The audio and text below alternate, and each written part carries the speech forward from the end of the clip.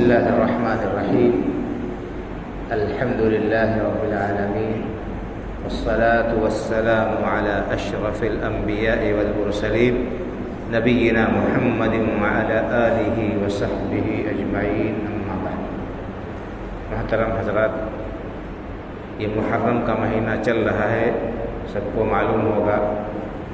اور یہ محرم کا مہینہ ان 4 حرمت والے مہینوں میں سے ہے جن کے بارے میں قرآن میں خاص تاکید کی گئی ہے کہ ان میں لوگ ظلم سے باز آ جائیں. اسی طرح سے اس محرم کے مہینے میں کثرت سے روزہ رکھنے کا حکم ہے، اس کی ترغیب ہے. صحیح مسلم شریف کی حدیث ہے کہ رسول اللہ صلی اللہ علیہ وسلم نے فرمایا کہ افضل الصیام بعد رمضان شہر اللہ المحرم، کہ رمضان کے فرض روزوں کے بعد سب سے افضل روزہ محرم کے مہینے کا روزہ ہے. خاص طور سے اس کی 10ویں تاریخ جو یوم عاشورہ کہلاتی ہے، اس دن کے روزہ رکھنے کی فضیلت اللہ کے رسول صلی اللہ علیہ وسلم نے بیان فرمائی ہے کہ اس دن 10 تاریخ کو روزہ رکھنے سے پچھلے 1 سال کے انسان کے گناہ صغیرہ معاف ہو جاتے ہیں. اور آپ جب مدینہ منورہ تشریف لائے تو دیکھا کہ یہود 10 تاریخ کو 10 محرم کو روزہ رکھتے ہیں. آپ نے ان سے پوچھا کہ تمہارے روزہ رکھنے کا سبب کیا ہے، تو انہوں نے بتایا کہ یہ ہمارے لیے ایک بہت ہی خوشی کا دن ہے، برکت و مبارک دن ہے، کیونکہ اسی دن اللہ رب العالمین نے حضرت موسیٰ علیہ السلام کو اور بنی اسرائیل کو فرعون کے ظلم سے نجات دی تھی. فرعون کو ڈبویا تھا اور بنی اسرائیل کو اللہ نے نجات دی تھی. تو اس خوشی میں ہم روزہ رکھتے ہیں. تو اللہ کے رسول صلی اللہ علیہ وسلم نے فرمایا کہ ہم تو موسیٰ علیہ السلام کے تم سے زیادہ حقدار ہیں. تو آپ نے خود بھی روزہ رکھا اور روزہ رکھنے کا حکم دیا لوگوں کو. اسی طرح سے آپ نے یہود کی مخالفت میں 1 دن مزید روزہ رکھنے کا حکم دیا. آپ نے فرمایا کہ اگر میں زندہ رہا اگلے سال تو 9 تاریخ کو بھی روزہ رکھوں گا، یعنی 9 اور 10 محرم 2 دن روزہ رکھنا چاہیے. ثواب کیا ہے؟ ثواب یہ ہے کہ انسان کے پچھلے 1 سال کے گناہ معاف ہو جاتے ہیں. تو 9 تاریخ اور 10 تاریخ کا روزہ رکھنے کا اہتمام کریں. اس کے علاوہ اس مہینے میں کثرت سے روزہ رکھنا چاہیے، جیسا کہ مسلم شریف کی حدیث میں نے آپ کو سنائی. اور اللہ کے رسول صلی اللہ علیہ وسلم نے ہر مہینے کے کچھ دنوں کے روزہ رکھنے کا حکم دیا ہے. اسی طرح سے آپ صلی اللہ علیہ وسلم ہر دوشنبہ کو اور جمعرات کو روزہ رکھتے تھے. آپ سے پوچھا گیا تو آپ نے فرمایا کہ دوشنبہ کے دن میری پیدائش ہوئی ہے، اس لیے میں شکریہ کا روزہ رکھتا ہوں. اور ایک روایت میں ہے کہ دوشنبہ اور جمعرات 2 دن بندوں کے اعمال نامے اللہ کی بارگاہ میں پیش کیے جاتے ہیں، اور میں چاہتا ہوں کہ میرا اعمال نامہ، میرا عمل اللہ کی بارگاہ میں اس حال میں پیش کیا جائے کہ میں روزے سے ہوں. تو دوشنبہ اور جمعرات کا روزہ رکھنا بھی مسنون ہے. اسی طرح سے اللہ کے رسول صلی اللہ علیہ وسلم نے حکم دیا ہے کہ مہینے کے اندر ہر مہینے میں 3 دن کا انسان روزہ رکھے تو اس کو پورے مہینہ روزہ رکھنے کا ثواب ملے گا. کیوں؟ اس لیے کہ ایک نیکی کا ثواب 10 گنا کر دیا جاتا ہے.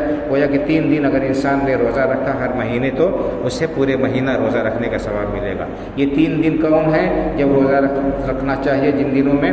تو کسی بھی دن آپ 3 دن روزہ رکھ سکتے ہیں، لیکن افضل یہ ہے، اللہ کے رسول صلی اللہ علیہ وسلم نے بعض صحابہ کرام رضی اللہ عنہم اجمعین سے کہا ہے کہ روزہ رکھنا ہے اگر مہینے میں 3 دن تو 13، 14 اور 15 تاریخ کو، چاند کی 13، 14، 15 تاریخ جب چاند مکمل ہوتا ہے، جس کو ایام بیض کہتے ہیں، ان دنوں میں روزہ رکھنا چاہیے. تو اگر اس طرح سے ہم اس محرم کے مہینے میں جتنے دوشنبہ پڑھتے ہیں اور جتنے جمعرات آتے ہیں اتنا روزہ رکھ لیں، اور اسی طرح سے 9، 10 کا روزہ رکھ لیں، اور اسی طرح سے ایام بیض 13، 14، 15 کا روزہ رکھ لیں تو اچھا خاصا ہمارا جو ہے روزے اس مہینے میں ہو جائیں گے. اس طرح سے اس مہینے کے روزے کی فضیلت انشاءاللہ ہمیں حاصل ہوگی. تو ہمیں چاہیے کہ ہم اللہ کے رسول صلی اللہ علیہ وسلم کی تعلیمات اور ہدایات پر عمل کرنے کی کوشش کریں جہاں تک ہو سکے.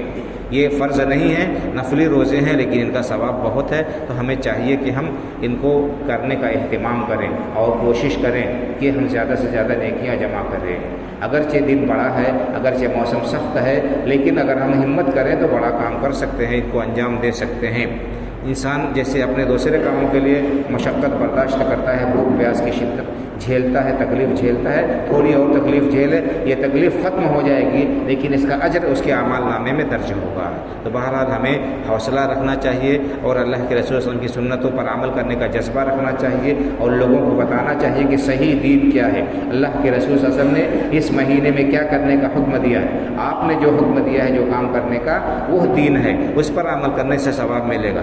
آپ کے بعد اگر کوئی چیز ایجاد کی گئی ہے اور اس پر عمل کرے انسان دین سمجھ کر تو وہ دین نہیں ہو سکتا، اس پر انسان کو ثواب نہیں ملے گا بلکہ الٹا عذاب ہوگا، کیونکہ دین آپ پر مکمل ہو چکا۔